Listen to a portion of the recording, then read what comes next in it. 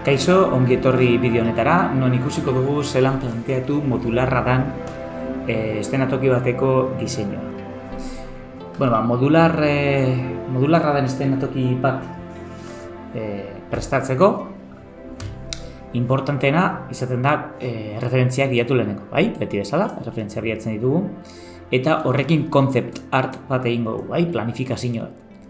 Behin hori daukagula, nik hemen badauko da zer referentziak, baina bai egia da nik improvisatu egingo doala eszenarioaren diseinua, bai? Ez da hoberena, baina bueno, tutorial honetarako horrela egingo dugu, bale? Zeuek prestatu mesedez beti eszenatokiko diseinu bat, mapa bat, dibujo batzuk, ikusteko zer nahi dozuen egin. Bueno, nik egingo dana izango da pasillo bat, eskailerak ikiko dituena, ateak eta horrelakoak, solako arku bat edukiko dago ere, bueno, honen antzeko zerbait, eta badeko da hemen diseinu pilo bat, bai? Badeko da hemen diseinu pilo bat, eta hauek erabiliko dudaz, nire eszenatokia diseinatzeko. Lehenengo, diseinatzeko eszenatokia hau. Lehenengo hau izango da kit bat egitea.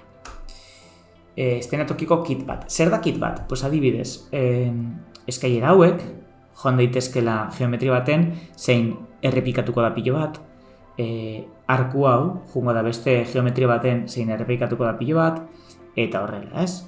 Beste pareta hau ere errepikatu daiteke pilo bat, atearen pareta ere hau errepikatu daiteke pilo bat, orduan, horiek moztuko dodaz, eta diseinatuko dodaz era modular baten. Jungo gara ikusten, tranquil. Lehenengo gauzarik importantena izango da, okenduko bidetik. Gauzarik importanteak izango da gure neurrikin lan egitea. Orduan, bi aukera ditugu, edo metrotan jarri maila eta metrokin ibili, edo sentimetrotan. Nik sentimetrotan utziko dut, baina metrokin ibiliko gara. Metroak kontutan ditugula. Orduan, zelan egingo dugu hau? Oso erraz, metro bat, 100 sentimetro dira, ez? Orduan, gu badakigu, 100 karratutxo behar ditugula metro bat egiteko. Sortuko hemen kubo bat sortuko dut, eta 100eko tamaina emango diot. Horrek esan nahi dau, hau metro bat dala, bai? Bueno, ja lehenengo arazoak azten dira agertzen, da aurruntzen duanean betxu zelako efektua egiten dauen. Orduan horro berena da, kamerarekin ja lan egiten hastea, hautatuko kamera klikatzen hemen, edo hemen hartu dezakezue, test kamera dalako, kontrola egingot, eta hemen near clip jarriko bi igual, eta far jarriko 0 extra bat, bai, 100.000 perkatu. Eta horrela, urruntzerakoan ez du hainbesteko arazorik eukiko, eta, urrengoa. Hau kuba daukagula, konturatuko zarete, zelan gure grida oso txiki geratu da. Pues egingo duguna, izango da grid hau haunditu. Zelan, jungo gara display gridera, sartuko gara karratutxoan, eta esango dira, zer nahi dugu? Bueno, subdivizioak oraingoz jarriko bat, eta length and width, metro bateko izango bada, metro izango bada gure unitatea, 100 unitate bat ditugu, ez? Betxu jartze baten 100, eta hemen grid lines every 1 unit, dekot metro bat ona, metro bat ara eta metro bat ara, eta mosketak egiten dauz unitate bakoitzeko. Ni jarriko banuke hemen 100 ere bai, betxuztan dago metro bat, bai? Ze nahi dugu 100 unitate alde batera eta bestera, eta grid lines every 100, oza, every metrora. Ingo duguna zatiko dugu 10etan igual, a ber, betxu. Badaukagu metro bat, zatituta 10 zatitan. Hau ondo dago lan egiteko, bai? Igual interesantea, 100 baino, jarriko diot 200. Bai? Horrela ni badakit daukadala. Hemen 2 metro, bai? Basikamente 2 metro dira. Bai? 1, 2, 3, 4, 5, 6, 7, 8, 9, 10. Hau erdia dalarik, bai? Metro bat eta beste metro bat. Orduan, gauza kontutan hartu behar digunak. Bitxu sortuko pareta bat, bai? Poligon, plane, eta emango diot 100eko tamaina, hau da, metro bat, eta giratuko dut. 90 gradutan. Orduan begiratuko dit, holantxi, eta pareta honi, emongo diot, metro batekoa dela esan dugu ez, orain metro batekoa da, baina zabaleran 2 metro ukitzea, zetan, jarriko diote, zabaleran X-en izan barko litzateke, kontuz, X-en 200, orduan txarto giratuta daukat, giratuko ondo, X ardatza hemen dago, jarrikot horrela eta horrela, menos 90, eta hemen 0,0. Horrela ondo daukadala emoten du. X ardatzean gaude, munduko X ardatzean, munduan gauden. World, X ardatzan, 200 metro. Eta altueran, 3 metro jarriko dut, 3 metro, altueran 3 metro, 300 unitate. Estartzen.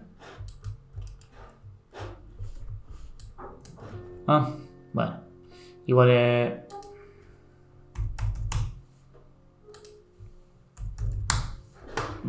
horantxe. Ez da, altueran nik aldatu da askatarratzak, eta jarriko dugu mosketa bakar bat, Orduan, honek edo mosketa altueran honetan bakar bat, metro bat eta metro bat, eta altueran 3. Horrela daukagu, esan dugunez. Metro bat eta 3 metro. Ardatza, pivotea deko hemen. Baina ni nahi dut pivotea ukitzea hemen. Eta niko zeuko duzu ezagatik. Jarriko pivotea hor, D sakatuta, eta iman al punto, jarriko dugu hemen, kenduko D, kendu iman al punto eta jarri iman al grif. Eta jarriko dugu erdira. Zergaitik nahi dut eukitzea hemen pivotea. Gero, honetan esan ditzen da, Unityn, super erraza dalako egitea snap, gridean snap. Orduan, hor daukadala, demagun hau pareta bat dela, egiten dut kontrol D duplikatzeot, eta txek, mugitzen dut beste panel bat jarri arte. Horrela jungo naz, mugitzen, eta badekote nire eszenarioa egiterik. Oso importantea, pivoteak ondo jartzea, super importantea, dana neurtuta egotea, eta egotea ikutzen grida ondo. Ez egin begiutzez. Hau egin behar da numeriko eta ondo neurtuta dana, Nik egin dut dana numeriko eta ondo neurtuta eta ondo jarrita gauza. Orduan, hau izango da gure pareta bat eta deko hemen holako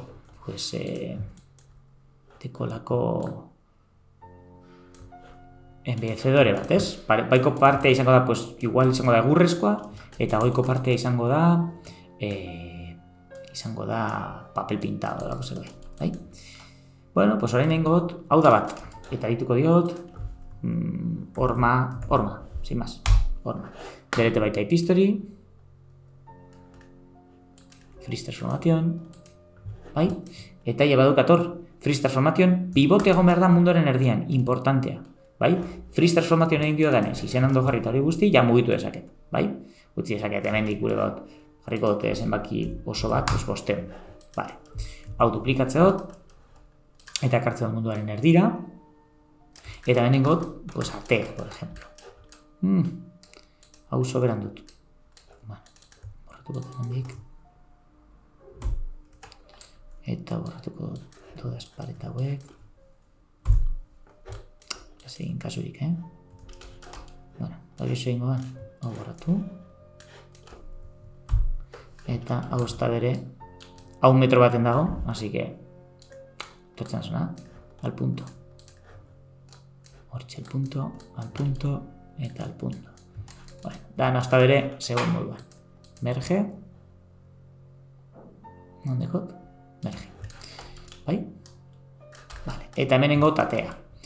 Nahi diot hemen egin mosketa bat bere erdian, orduan mantentzen badot Control Shift, atera dut, por cierto, horrela nagoela, boton Shift eta eskumako botoia multicut, eta mantenduz Control eta zein dau, maius, sartu ezaket snape hauta, orduan jartze dut hor, esnape hau, eta esnape hau. Nik orain sartuko ditudan gauza berri guztiak egongo dira neurrian, neurtuta, bai? Gridean, bai? Sartu dudaz mosketa batzuk atea egiteko, eta egongo da, sartu dut erdian, orduan, 1, 2, 3, 4, 5, eta hemen hasten da atea. 1, 2, 3, 4, 5, 1, 2, 3, 4, 5. Orduan, egiten dudan guztia egongo da gridari ajustatuta, bai? Horrein, hau estruiditu, kenduko tau, estruidu, eta gridera. Bi unitate sartu da dira, bale? Orduan, behitxu zelan dana dagoen neurtuta. 5 unitate, 2 unitate, 5 unitate, bai? Dana dago sartuta perfecto. Bale, ikusten dugu beste hau.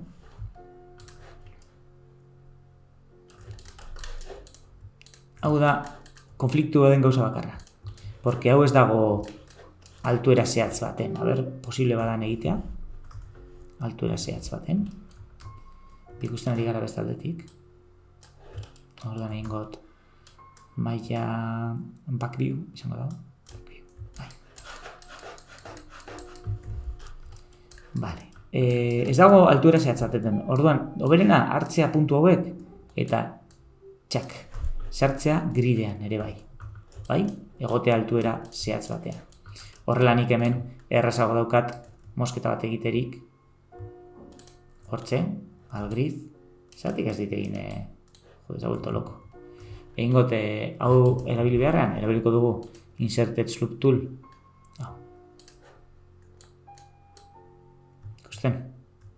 Sartuko dugu hor, eta hor daukagula, hartzen dugu puntuak, eta snap algriz. Bakarrik mugitzen baduzue ardatz baten, ardatz horretan egingo dago snap. Vale? Hemen hau aterako diot. Vale. Konturatu hemen, ez dudala snapik egin. Claro, hemen ja da gehiegizkoa. Hemen egon behar da ondo snapeatuta bestearekin, orduan. Igual bai begiutze egin barko dugula. Ez un poco putada, baina egingo dugu. Kajatu inbar de puta madre, Kajatu behar dau, super ondo. Orduan, zelan egiten dau? Pues sorte handiarekin. Edo teknika edukin da, ez? Nik orain ezaitu okurritzen teknikarik. Igual egin dezakeguna da, jarri gutxi gora bera. Epa. Eta azkenengo parte hau egin horrela. Bai. Ingot snap al punto. Pero claro, beste aldean ez daukat snap al punto. Bai? Pues igual egin dezaketa borratu. Hartu parte hau. Control D. -1. Bai? -1 beste honetan. Eta mugitu, snap al grid, orduan hau funtzionatu al grid, no al punto. Bai? Bak, hor daukagu. Hau bezalakoa da, ja enkajatuko dau bi aldetatik, bai, nik hau orain jartzen dut hemen. Enkajatzen dit bi aldetatik, bai? Eta hau biak mergeatu. Orduan beti egon barzarte pentsatzen horretan. Zelan egin dezaketa hau izatea modularra. Vale, orduan oneri kombine, merge, parkatu, 0,01, vale, eta pivotea kontuz, pivotea bere tokira,